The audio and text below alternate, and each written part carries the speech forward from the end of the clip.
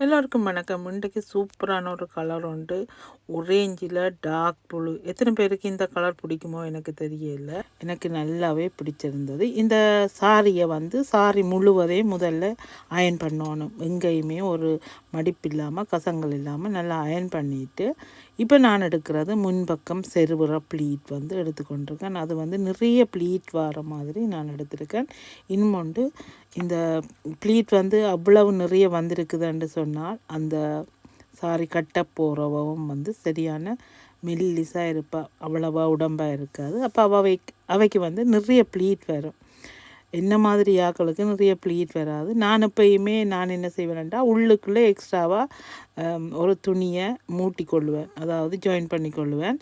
அப்போ தான் sorry pleat நிறைய வரும். இந்த சாரிக்கு நான் அந்த மாதிரி செய்யலை. எவ்வளவு நிறைய ப்ளீட் வந்திருக்கிற மாதிரி எடுத்திருக்கிறேன்னு பாருங்கள். அடுத்தது நான் ஒரு விஷயம் சொல்லணும்னு நினைக்கிறேன். எல்லா சாரின்ற ப்ளீட்டுக்களையும் நீங்கள் அழுத்தி அயன் பண்ணணுமன்றது இல்லை. ஒரு சில மெட்டீரியல் டிஃப்ரெண்ட்டாக இருக்கும். அந்த மாதிரி தான் இந்த சாரியும். இந்த சாரி பார்த்தீங்களன்னு சொன்னால் சில்க் காட்டன்.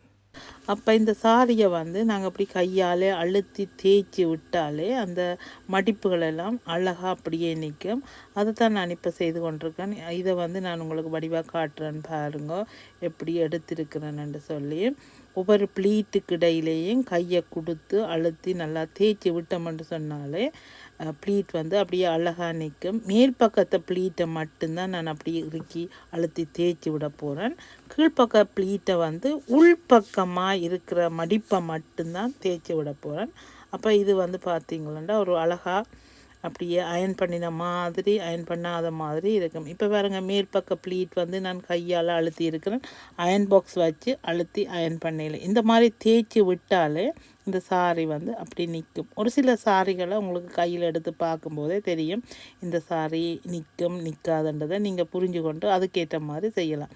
இப்போ இந்த கீழ்ப்பக்க ப்ளீட்டை அழுத்தி அயன் பண்ண தேவையில்லை. அதை நல்லா வடிவாக செட் பண்ணி விட்டுட்டு பின் பண்ணி வச்சுட்டு நீங்கள் உடுக்கும்போது அழகாக அதுவாக தானாயே இப்படி நிற்கும்.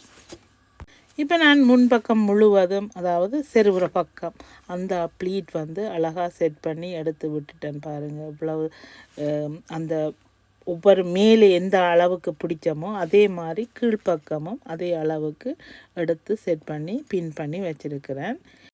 இந்த சாரிக்கு ஹெட் பீஸ் அயன் பண்ண போகிறதில்லை. ஏனென்று சொன்னால் இந்த சாரியை ஹேங் பண்ணித்தான் உடுக்க போகிறார். இந்த சாரியை உடுக்க போகிறவர் ஒரு யங் கேர்ள், ஒரு ஆள்.